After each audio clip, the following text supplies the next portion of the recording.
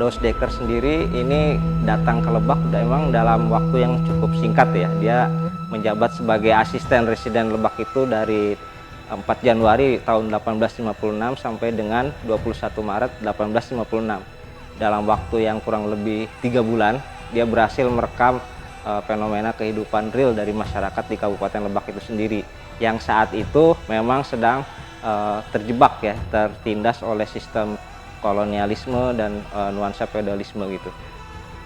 Ya, mengapa identitas Multatuli itu kotanya Rangkas Bitung masih bertahan? Ya, tidak ada yang namanya narasi tandingan khususnya untuk mengeksplorasi sejarah Lebak gitu. Multatuli masih tetap menjadi narasi utama dalam sejarah di Lebak dalam konteks pada saat zaman kolonial. Di lokasi ini terdapat sebuah bangunan yang dahulunya merupakan kediaman dari asisten residen Lebak. Eta nu mantak nepikeun ka kebona dirampas segala. Selalu setiap acan eta selalu dipenta impak. Dipenta biaya lah setiap minggu didatangan, dikejar-kejar. Akhirnya Kisah Ejan nolak. Mangkana Pak Haji keur lempang. Ngomongna kunaon teu dikembalikeun pakaya Kisah Ejan. Sanggeusna kitu, sanggeusna dirampas eta kebo segala naon. Eueuh kumaha. Malah selalu diserang ka dieu, selalu ditiangan Kisah Ejan.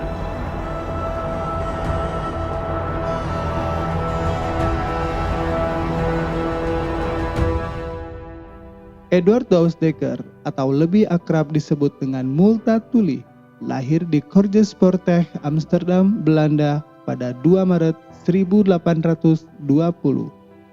Pada 4 Januari 1839, ketika berumur 18 tahun, ia diajak ayahnya berlayar ke Batavia di Hindia Belanda dengan kapal Dorothea.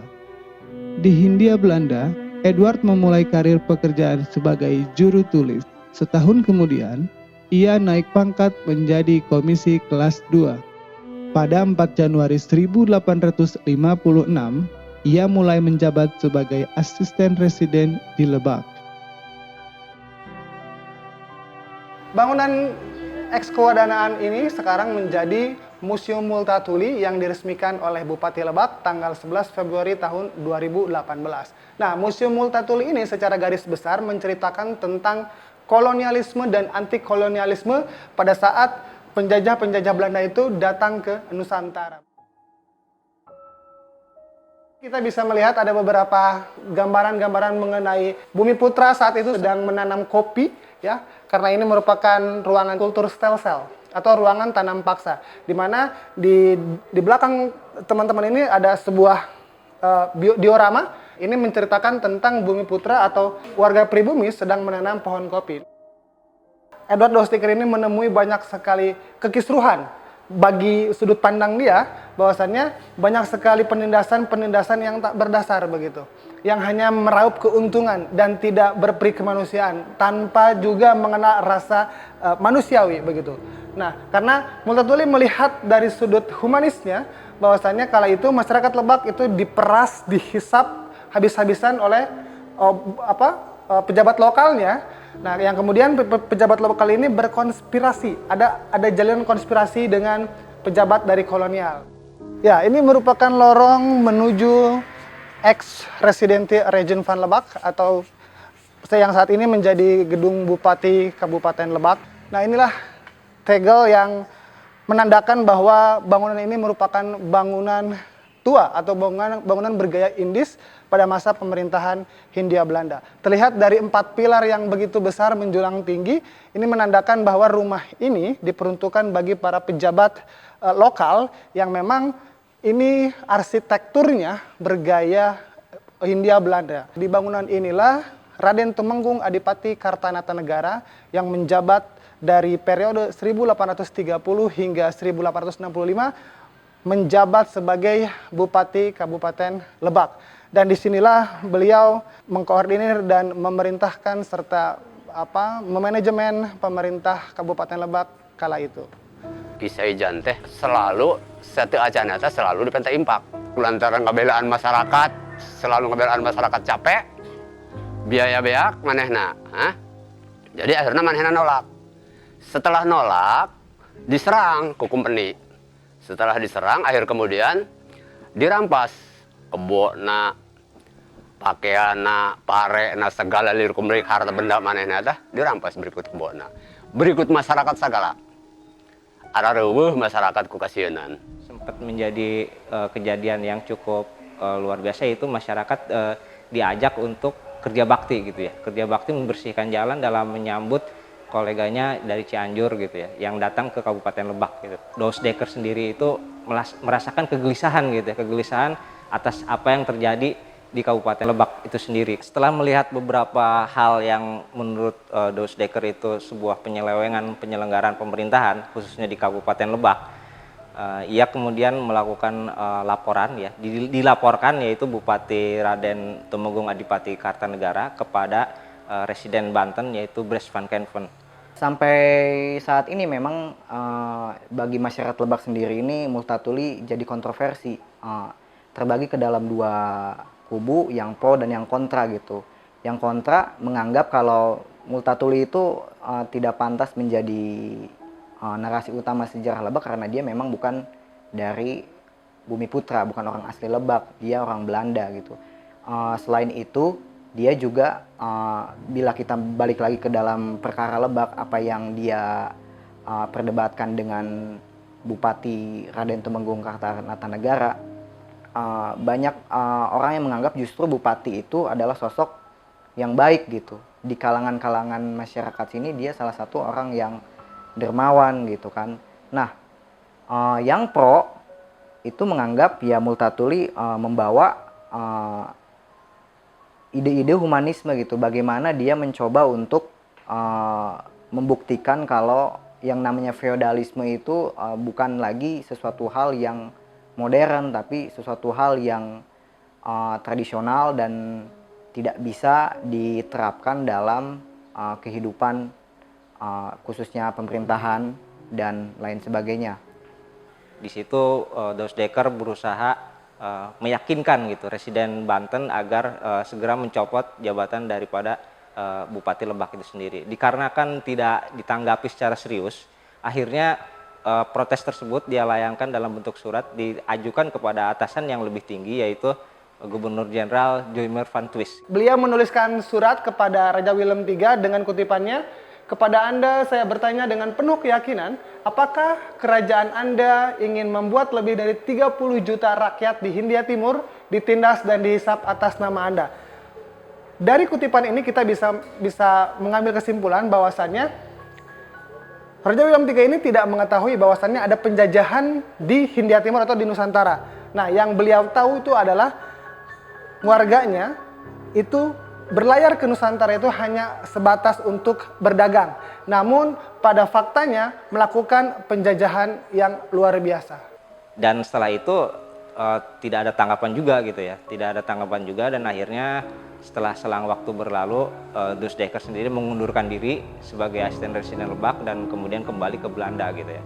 Di Belanda sendiri dia kemudian berusaha menuliskan kembali tentang kondisi real daripada masyarakat Lebak yang ia jalani pada waktu saat memimpin menjadi asisten residen Lebak dengan menuliskan buku yaitu Max Havelaar.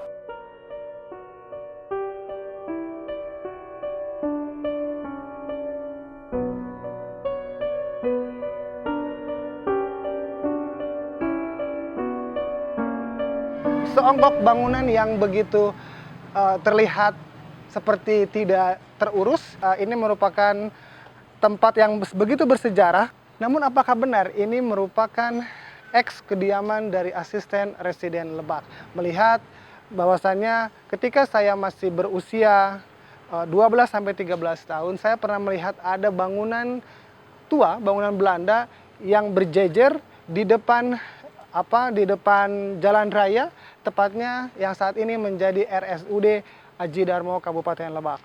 Bisa dilihat oleh teman-teman, bangunan ini seperti tidak pernah tersentuh ya.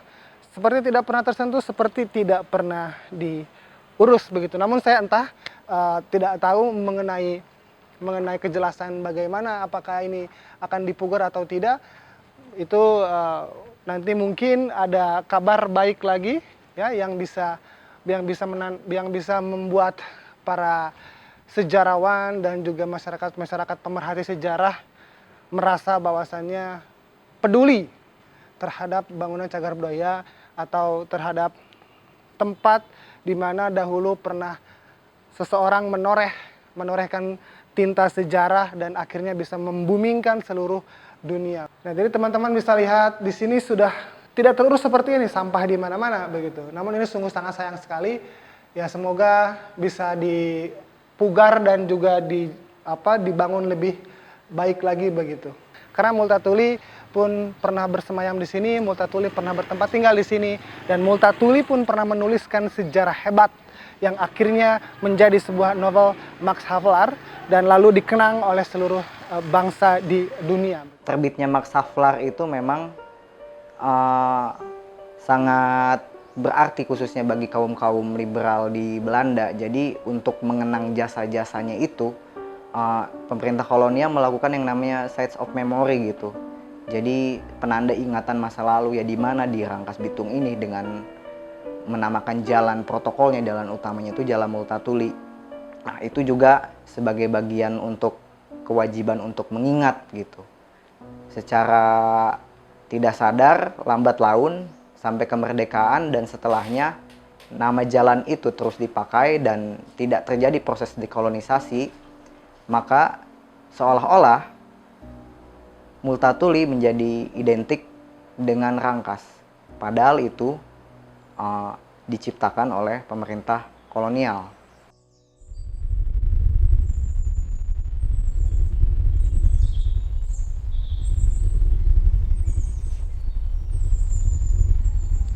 Nah, ini merupakan pusara atau makam dari Bupati Raden Tumenggung Adipati Kartanegara, dimakamkan atau dikebumikan di belakang Masjid Agung Al-Araf, Kecamatan Rangkas Bitung. Dilihat dari bentuk nisannya, ini merupakan bentuk gada yang menunjukkan atau penanda bahwasannya ini merupakan makam yang memiliki stratifikasi sosial lebih tinggi.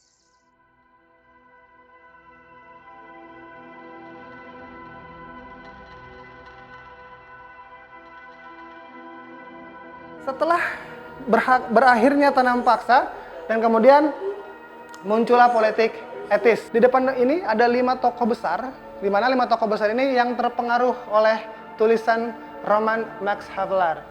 Dimulai dari Raden Ajeng Kartini, kemudian Insinyur Soekarno, lalu Ahmad Subarjo, Yusuf Rizal, dan juga Pramudia Anantatur. Max Havelaar yang artinya lelang kopi maskapai dagang Hindia Belanda.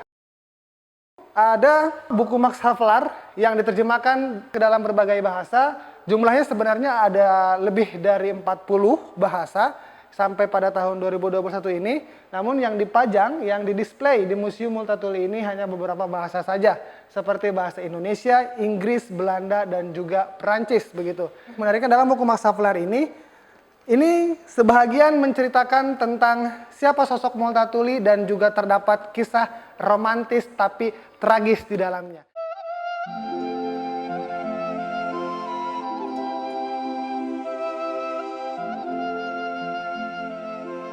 Peristiwa tersebut ditegaskan dengan adanya dongeng rakyat yang melegenda yang mengisahkan seorang petani kaya raya memiliki banyak harta namun selalu merasakan hidup yang menderita.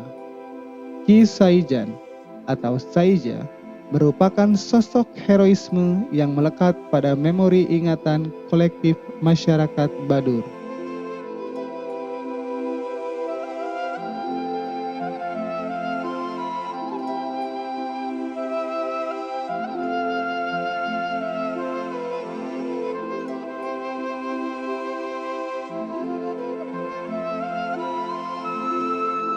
Cerita kolot baheula Ki Saijan teh ngaranna Ki Saijan, lain Saija Adinda.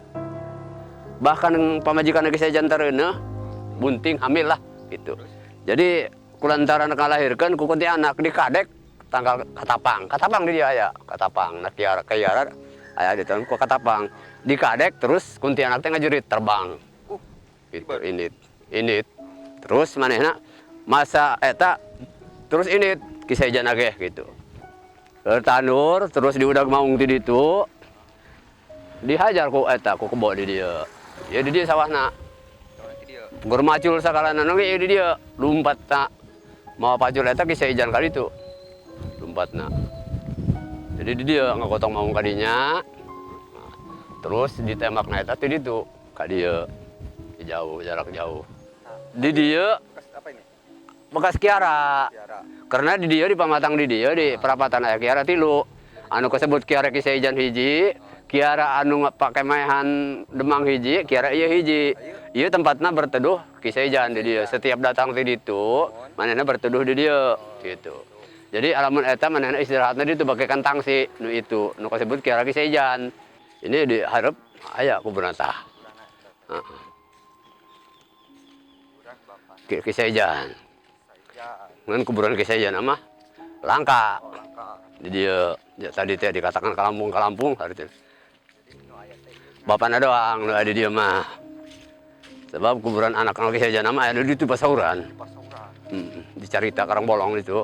Jadi di dia teh purah ngamankeun di daerah dia aya segalana naon ieu, manehna nu ngamankeun bapana. Akhirna manehna matina disiksa ku Belanda di Kecamatan Gunung, dibawa ke gunung. Jadi akhirnya gering manehna, pas pisan kebona anak dirampas, manehna ninggal, dikuburna di dieu gitu.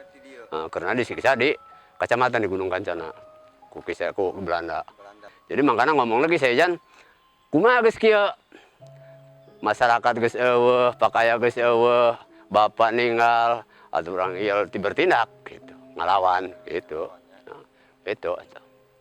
Yang ngelawan di mana-mana mah atuh geus kitu mah siap ngelawan, kita siap tempur. Jadi henteu aya sistem eleh ka Lampung henteu. Henteu aya. Jadi nan ngaranna eta mah supaya batur eta nu negeri kesajan eueuh beh gitu. Bekas rumah Kisah Ijan ieu di dieu Kisah Ijan sagalana naon ge bobogaan manehna di dieu. Imah bapana di belah dinya. Di rumah Kisah Ijan. Setelah Bapak Kisah Ijan disiksa di Gunung Kancana, gering, terus ninggal, dikuburna di ditu tadi teh ya, gitu. Jadi ieu mah sakalana naon ge imah Kisah Ijan ieu di dieu aya naon dirampas ku Demang ke Belanda, ya pokona mah gitu, Tilas lumbung padi Kisah Ijan. Jadi pare masyarakat teh di dieu. Jadi itu dieu kabeh masyarakat. Jadi kabeh dibawa parena ku eta. Nu ti sawah ti mamana ge dibawa ka dieu. Datang ke dia, akhir kemudian dirampas ku Belanda.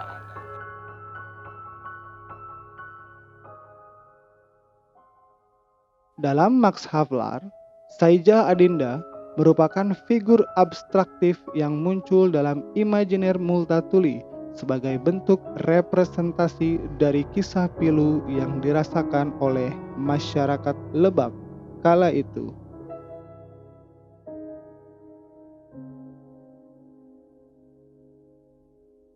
Buku Max Havelaar ini sangat penting dikarenakan buku ini menyadarkan semua pihak bahwa praktek kolonialisme itu sangat berbahaya bagi masyarakat dunia khususnya gitu. Jadi kalau kita mengutip daripada sastrawan kita yaitu Pramudia Anantatur menyebutkan bahwa buku Max Havelaar ini membunuh kolonialisme. Jika para politikus tidak pernah membaca buku Max Havelaar, bisa dipastikan dia menjadi politikus yang kejam karena dia tidak memahami sejarah Indonesia.